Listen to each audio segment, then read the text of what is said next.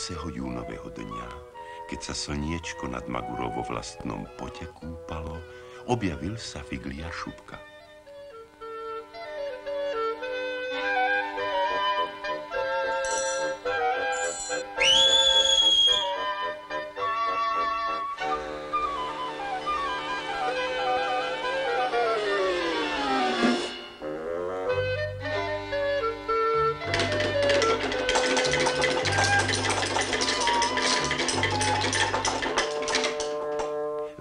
Doma, Šupka, povedal starček. Kde si sa po celý rok túlal? Za ten čas sa ti tu už všetky dievky povydávali? Kto by vám veril, detko? Povedal Šupka. Čakajú na mňa.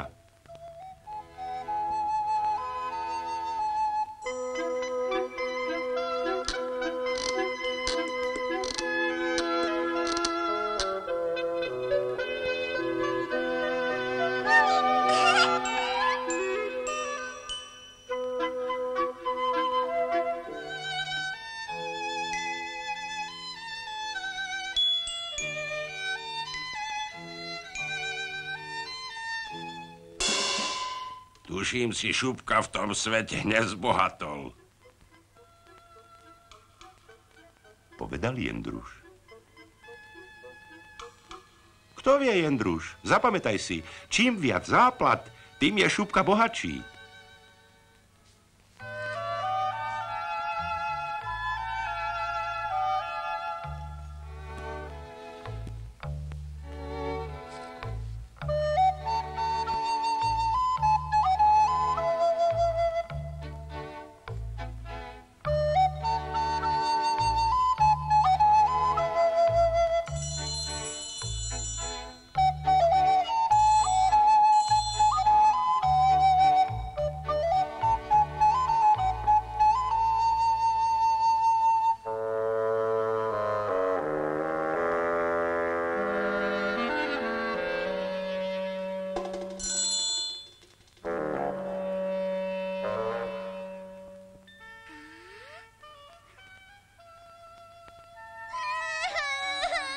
Čo tu robíš samotné ako pálček? Komu si sa stratilo?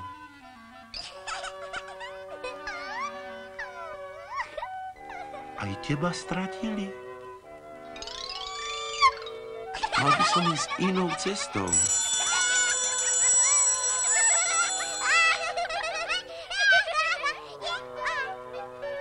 Dosť už. Nikam nejdem, kým mi nepoviete, kto ste, čo ste. Neskoro, Šupka, neskoro. Už sa nás nezbavíš. Posmievali sa dievčatka.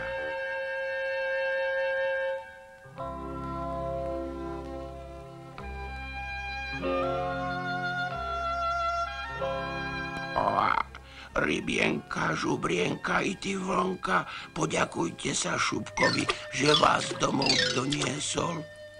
Povedal vodník Rybka. Veru, veru. Keby ma tvoje deti nezdržali, už by som nocoval pri čistej vode Dunajca. Zober nás so sebou, zaprosil vodník Rybka. Pozri, jazierko nám vysychá a pomaly tu nezostane vody ani žabe po kolená.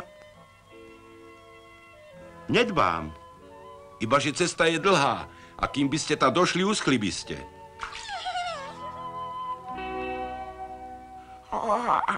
To nechaj na mňa, povedal vodník Rybka. Hijo, lele, už muri brekeke.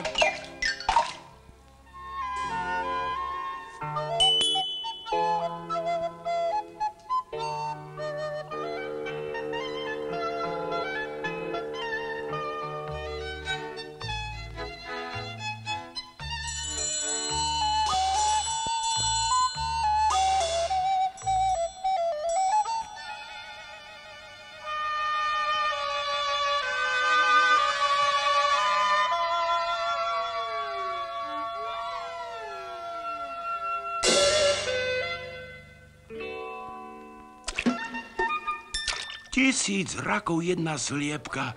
Niet krajšieho miesta na svete, ako je biela skala na Dunajci. Hej, Rybka, pravdu mám? Pod touto skalou budeme bývať. Ako sa ti, Šupka, odvďačím? Stačí, keď ma budete po dobrom spomínať. Bol to veľký deň pre vodníkovcov, ktorí si našli nový domov, i pre Šupku. Ale pst, nechajme ho, nech sa vyspí.